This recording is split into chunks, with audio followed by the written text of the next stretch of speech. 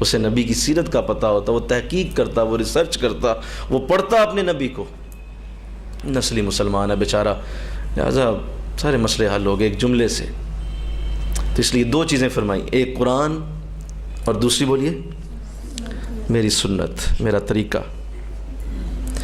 تیسرا جو اس آیت کے اندر جو علماء صوفیاء نے اس کو ذکر کیا، تھوڑا سا میں آپ کی توجہ چاہتا ہوں۔ اللہ اکبر، اس سے مراد جو ہے وہ اللہ والوں کے سلسلے ہیں۔ کیا ہیں بولیے؟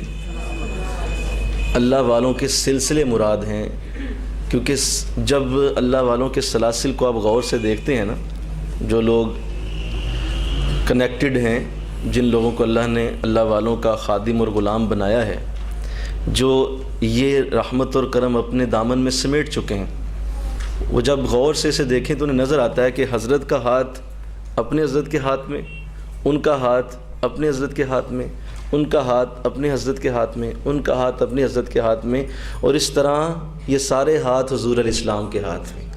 تو یہ ایک پوری زنجیر بنتی ہے۔ کیا بنتا ہے جی؟ ایک پوری زنجیر بنتی ہے، اور اسے اللہ فرما رہا ہے کہ یہ اللہ کی رسی ہے، یہ اللہ کی رسی ہے۔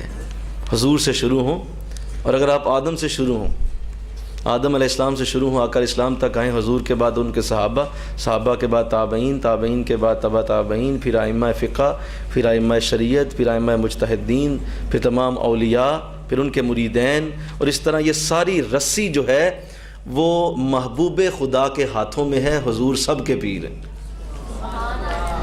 یہ ان کے ہاتھوں میں۔ تو یہ ایک زنجیر بنتی، بزرگوں نے اسے سلسلۃ الذہب کہا، سونے کا سلسلہ، سونے کی کڑیاں کہا۔ یہ سونے کی کڑیاں ہیں، سلسلۃ الذہب، نقشبندی، قادری، چشتی، سہروردی، یہ وہ لوگ ہیں جو کنیکٹڈ ہیں، جڑے ہوئے ہیں آپس میں۔ تو اس سے اس کو بعض بزرگوں نے اس حد تک اس کی تفسیر میں لکھا کہ یہ آیت بیعت بھی ہے۔ اللہ باقاعدہ حکم فرما رہا ہے کہ جاؤ جا کے تم بھی رسی کو پکڑ لو، جاؤ جا کے تم بھی اس رسی کو پکڑ لو، تھام لو۔ اللہ اکبر۔ قرآن پاک میں ایک جگہ اللہ نے فرمایا نا، یوم ندعو کل اناس بامامہم، قیامت کے دن ہم ہر بندے کو اس کے امام کے نام سے بلائیں، اس کا امام جو ہے ہم اس کے نام سے اسے بلائیں۔ یہ بھی آیت اسی آیت کی تشریح ہے۔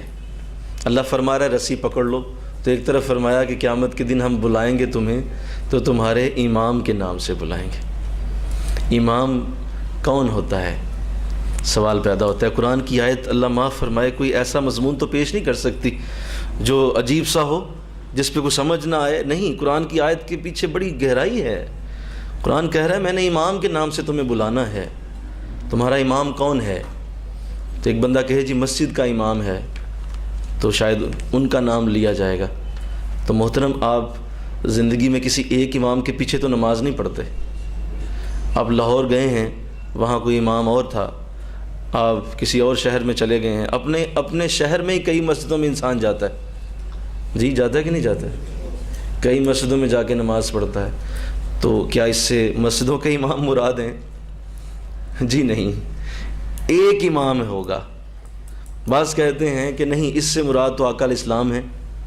اللہ فرما رہا ہے کہ میں تمہارے امام کے نام سے بلاؤں گا، یعنی نبی تمہارا جو ہوگا وہ تمہارا امام ہے۔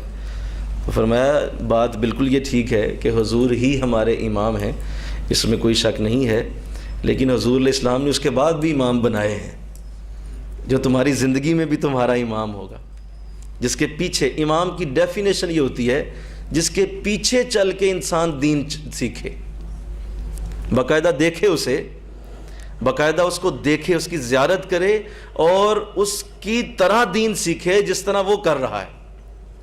اسے کہتے ہیں امام۔ حضور علیہ السلام یقیناً ہمارے امام ہیں، لیکن جو دیکھنے والا سلسلہ ہے وہ تو ان کے ساتھ نہیں ہے۔ تو اس سے پتہ چلا کہ امام اصل میں اس آیت سے مراد شیخ اور مرشد ہوتا ہے۔ تمہارا اپنا شیخ مراد ہے جس کو دیکھ کے تم دین سیکھتے. تو واضح ہوا قرآن نے فرمایا. اب یہاں بھی یہ بہت سارے لوگ چونکہ مخمسے میں آ جاتے ہیں، اور آپ ماشاءاللہ قرآن کے اسٹوڈنٹ ہیں، اس لیے آپ کے یہ تمام تصورات میں بالکل صاف کرنا چاہتا ہوں کہ قرآن کی تعویل پہ جانا ضروری ہوتا ہے.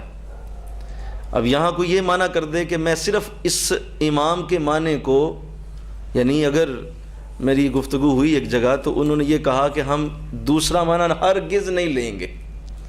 اب یہ کہہ رہے ہیں کہ یہاں شیخ مراد ہے تو ہم تو صرف نبی مانیں گے یہاں. تو بھائی آپ مانتے رہیں نبی، لیکن آپ کو یہ اختیار کس نے دیا ہے کہ قرآن کی ایک آیت کا معنی صرف ایک ہی ہو سکتا ہے؟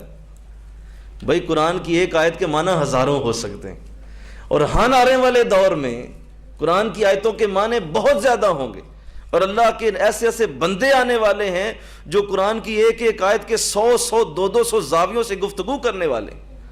تمہیں کس نے اختیار دیا کہ صرف ایک معنی مراد لو؟ ابھی میں نے وَاعْتَصِمُوا بِحَبْلِ اللَّهِ کا تیسرا معنی بیان کیا ہے. تو کوئی کہے نہیں میں صرف پہلے معنی پہ رہوں گا، قرآن مانوں گا اس کو، تو وہ ظاہر ہے وہ قرآن پاک کو قید کرنا چاہتا ہے. قرآن قید نہیں ہوتا. قرآن بڑی وسیع کتاب ہے، یہ بڑی وسیع ہے، لہٰذا اس کا ایک معنی نہیں ہوگا، کئی معنی مراد ہوں گے.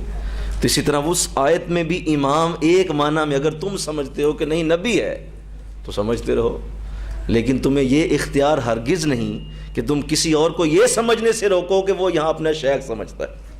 تم نہیں روک سکتے، اس لیے کہ وہ قرآن کی آیت کہہ رہی ہے کہ میں قیامت کے دن تمہیں تمہارے امام کے نام سے بلاؤں.